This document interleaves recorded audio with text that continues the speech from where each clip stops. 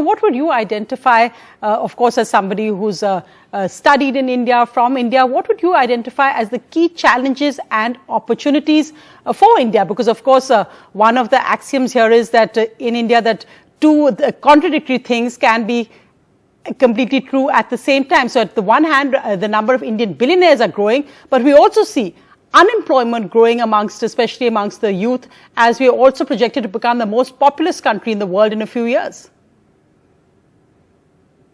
In terms of challenges, I agree with what you just said in terms of the labor market and employment. Creating sufficient jobs, creating high quality jobs is going to be a challenge for India. We've seen employment recover, but it still remains low. And if you look at female labor force participation, youth labor force participation, it's at very low levels. So a lot more work is needed on that front to be able to create enough jobs and to be able to make sure that they're high quality jobs.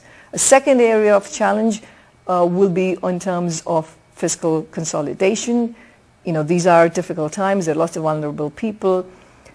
On the positive side, India is doing very well in terms of revenue collection. This is coming through GST, but also through income tax.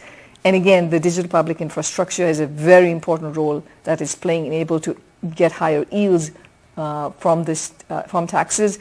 But expenditures have also gone up. And so the way to make sure that you actually have a sound fiscal position over the years, you need to have a medium-term fiscal framework, right, fiscal rules. I'd say that's the second challenge. In terms of opportunities, of course, there are also several. Like I said, everybody is looking to India as a source for diversifying away where they buy from. And for India to be able to get into the global supply chain much more prominently, that I think is an important opportunity.